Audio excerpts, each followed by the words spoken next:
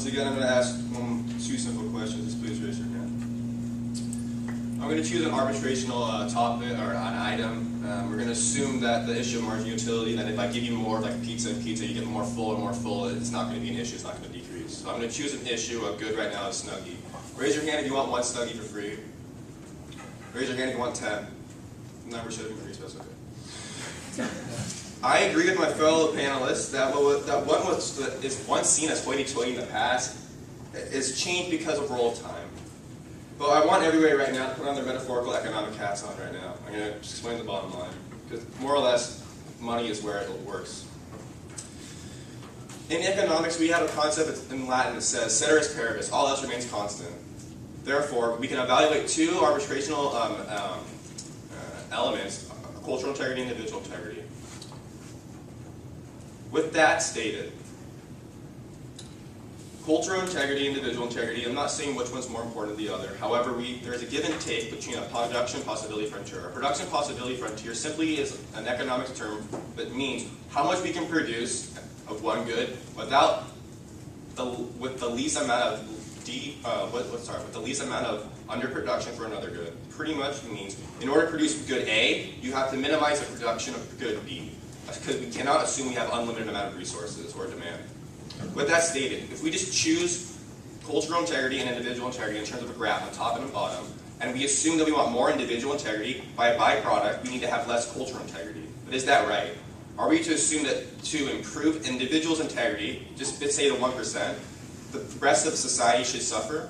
Or should we try to take a more proactive decision or a more proactive assessment? Because if we're trying to improve society, we're trying to improve the most of society. Because regardless of governmental spending increasing, there's going to be unemployment. There's going to be people who need aid. So why don't we make the best of what we have? I feel that the individual integrity is extremely vital. However, we can only produce what's in our production possibility frontier. We cannot exceed it because it's not physically possible. Now, I don't mean, my words may seem harsh, it's not to directly offend my fellow panelists. I respect what he stated. However, my argument for tonight is simply that cultural integrity is more important. Not saying that the word more important is the correct term. However, it's the most logical. It's the best way we can implement what we have in our resources. And if we want a better society, it's very important. I wish we could all deal with everybody's individual integrity at the source if we had all those resources, but we don't. We live in the real world, not the what-if world. Until we move to the what-if world, then we can deal with everybody's individual integrities on a per basis. Meaning, if you want more whatever, and you want more whatever, and it doesn't impede from the grand picture of everybody else, mazel tov, we should do that. However, that's not what's happening right now. We can only have so many elements which we can take and give to everybody else, and until that actually changes, we're not necessarily stuck, but we have to do with what we have is what we have to do best with what we have. Thank you, everybody.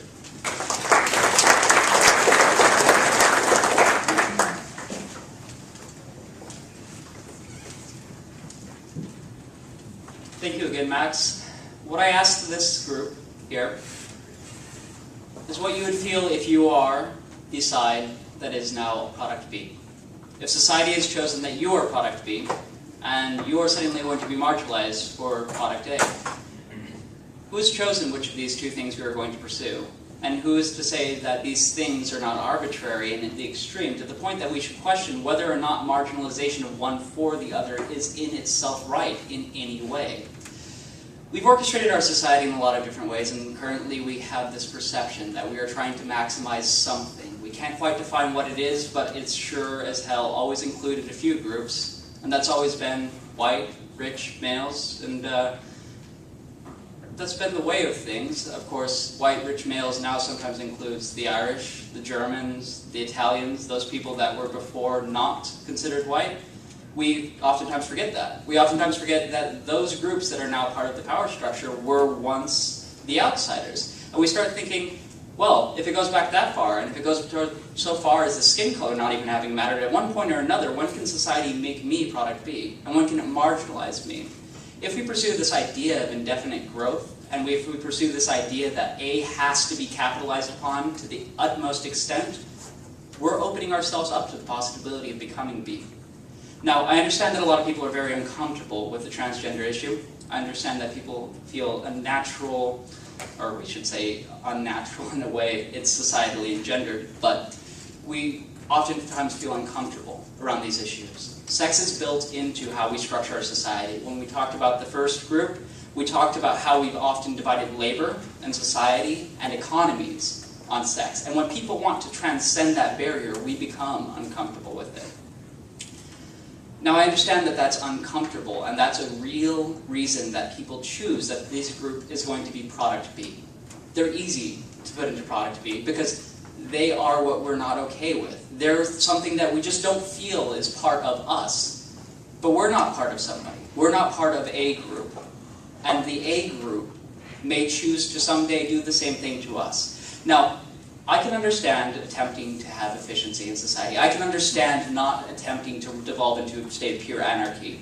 As I said, there are moments where culture has to come together, and we have to ask, are these moments really so far as to say that it's going to extend into a group, into an identity, into a people, or are we going to say that it comes into our common goods? Now, our common goods are one thing, and I can say, in product A, maybe we should say, well, public transportation really does make sense for our society in the long run, so let's stop building the 91 freeway. It's a wreck. It's not really going to get even better.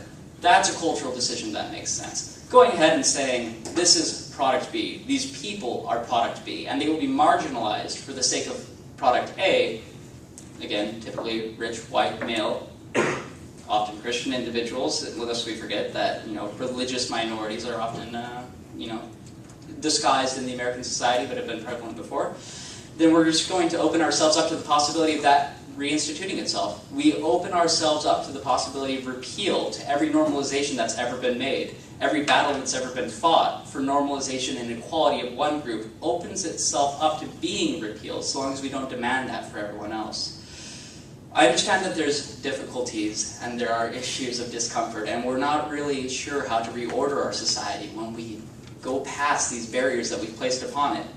But I remind this entire group that once upon a time we did have these exact same structures, these separations of restrooms, of living spaces, of marriages, of how we ordered our society, and it was called between the white world and the black world. And these are facts of our country that are, about 50 years past at this point. They're within the lifetime of many individuals still walking with us this day.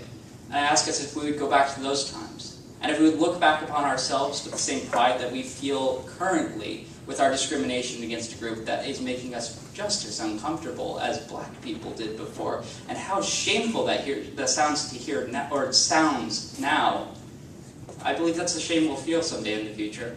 And I believe that we need to be on the right side of history, and we understand that the individual matters. Thank you.